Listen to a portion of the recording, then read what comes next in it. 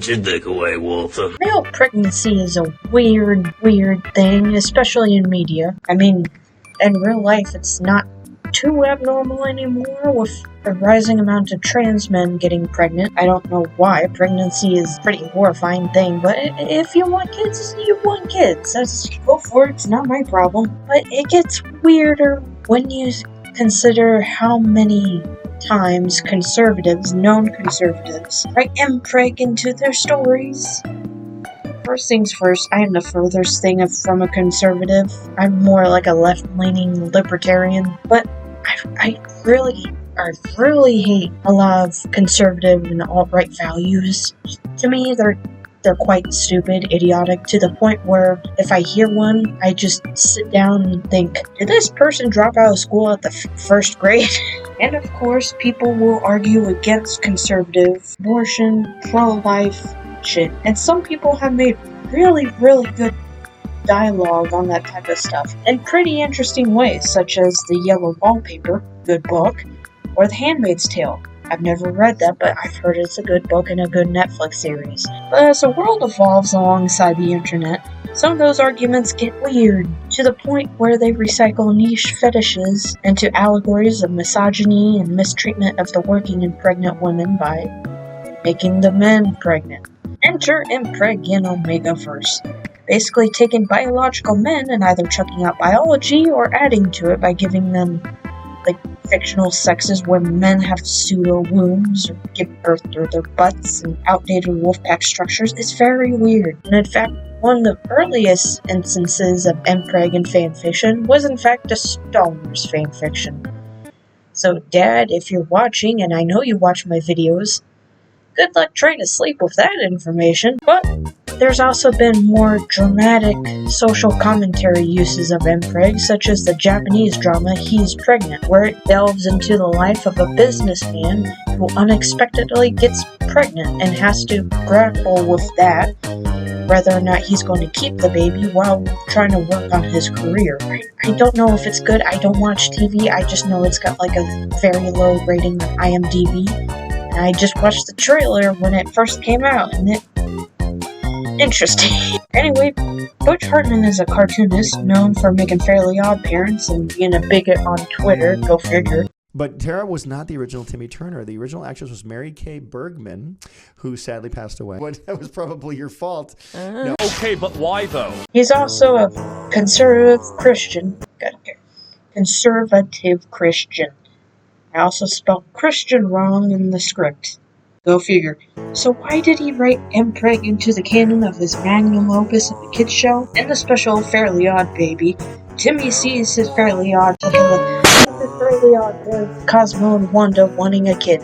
He wishes for a kid, but apparently the rules say you can't have kids if you're a fairy because Cosmo, when he was a baby, nearly destroyed Fairy World. So they basically pretty much forced sterilization to all the fairies. This is a kid's show, by the way. Anyway, when Timmy undoes that rule, he finds out that all male fairies give birth, including Cosmo, which gives some DeviantArt-esque visuals, along with weird, pretty much fictional pregnancy symptoms, like spewing grape jelly out of your ears. And I hope this was for comedic effect, but that belly detail. Again, I've seen that type of stuff on DeviantArt, and oh boy, I can only say that at least one person was animating this with one hand, if you get what I mean. Alright, I gotta leave, okay? John, we just started, come on man. Listen, there's a lot to see in this life. Not wasting it here. And I don't know what he was going for. I get men pregnant usually don't see that, so it's absurd, it's comedic, which it can be, but when it's written by a man, it seems off. It seems off to the point where when I first watched this, when it first came out, my mom, who saw me watching this and saw the shot of pregnant Cosmo, she downright banned Nickelodeon for maybe a month or so Just goes to show how weird some people writing impreg into kids' cartoons can be. The sort of forced sterilization aspect that was sort of like implied was sort of an overreaction, but because by the end of the episode, or at least the next episode, Poof's like overpoweredness is like relatively dealt with pretty quickly. So it's like, did you really have to enforce that, or did you just overreact? Is this like saying that every person should have a right to have a kid? Is that like a pseudo-progressive take? I don't know. Butch Hartman is weird. Anyway, speaking of weird, Scott Cawthon. Scott Cawthon is a Christian animator who went from animating like kids VHS shit to making FNAF. And we know he's like a Christian conservative because he got into big drama when he donated to people like Trump, and people leaked that shit because of course they leaked his shit. So he said, fuck this, I'm retiring, except I kind of works alongside Steel Wool to make sort of okay, like, free-roam games. I don't play FNAF, that scares the shit out of me. I just cannot handle the stress of having to just wait for something to kill me. I hate it. I need to, like, just run at the danger, or else I'm sitting in fear. Anyway, he wrote a pro-life book in, like, 2013. The Tearing was a formerly lost media book that he wrote in like 2013, ebook, which description is, welcome to the orphanage, where children wait to be either united with their mothers or killed in horrific ways. Shockingly, the children in this story are not fiction, but are based on real-life children whose lives are literally torn apart each day.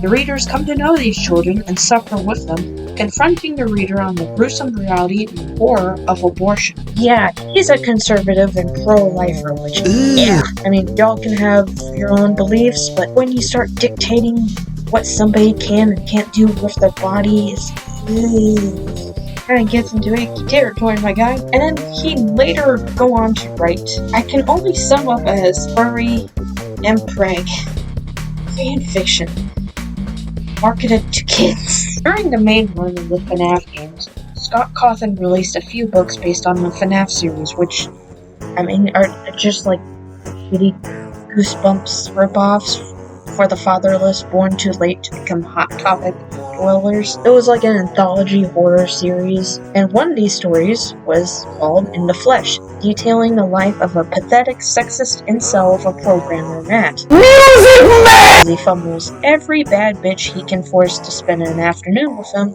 while he tries to work on a FNAF 3 VR game. Vent his dating frustrations, he tortures the VR Springtrap until it pretty much kills itself, and he goes to investigate why. In a total dumbass, he touches it, gets shot, boom, and then pregnant. He gets sick, he gains weight, he becomes generally repulsive to everyone around him until he's sitting in his apartment alone, but he's like, no, it's their problem, not me. I'm not the problem here. And then he gets like a chest burster situation, except it can't burst its way out all the way, so he pretty much gives himself a redneck C-section. He dies in the floor. Baby Springtrap comes out of his torn open stomach, cradles his head, and whispers, Daddy. Get some help. Same person who wrote a horror book that was basically anti-abortion, the same person who was afraid of the original Bonnie to the point he had nightmares of him, wrote this book. Just think about that for a second there. Like, okay, this is gonna sound like a hot take. Scott was cooking with that. In comparison to, like, Fairly Odd Baby, Scott's actually kind of making sense. I mean, it is a very weird take on the Aesop's fable of respecting others and not being a sexist pig by making Matt, misogynistic asshole, experience one of the hardest things a woman can go through, emotionally and physically, pregnancy. It's just that the FNAF fandom is weird. It is weird, so making official sort of canon stuff involving male pregnancy, it's just weird, especially when it's in like a sort of kid-oriented franchise. Granted, a lot of this stuff is adult, and I don't think the original FNAF was meant for kids, but it just ended up that way. look at My Little Pony, that's like full of like adults and shit. But it had more of a point where like Butch Hartman's was like, oh haha, pregnant man, funny. Like Scott Cawthon was like, oh, you're being an asshole to women? Tungsten ball sack or something, I don't know. It had more of a point. I don't think he knew impreg was a fetish either. He probably thought like, pregnancy is horrifying. Make the man pregnant. Chop his dick off. I was gonna mention the Ozzy and Drix episode where he was pregnant, but I'm pretty sure the writer of that, Doug Langdale, is not conservative based on his dyed mohawk. Yeah, safe to say he's probably left-leaning. But instead of mentioning him, I'll mention Doug TenNapel because I have mentioned this once, many times over, in the press kit for Earthworm Jim 2, which was basically like handed out or like advertised when the game was being pitched, mentions that Peter's species has the males giving birth instead of the women. So it pretty much made not only impreg canon to the Earthworm Jim universe, but it also made Peter pregnant man, dog. Dog is very, very, very conservative. Well, why does this keep happening? At the end of the script, I was going like, oh, Scott Cawthon made like an unintentionally like feminist and anti-misogynistic Aesop. So I'm like, oh, he's probably growing as a person. He's probably growing to be more accepting of other communities. And like, people can change and shit, but I just don't know anymore. I have a headache. I've been talking too long about politics and male pregnancy. I have recorded this like 5 times over. I'm tired. Have this footage. Have this. Yeah. Look in the description below so you can just support me on like Ko-Fi and shit. I'm done with this. I'm sorry.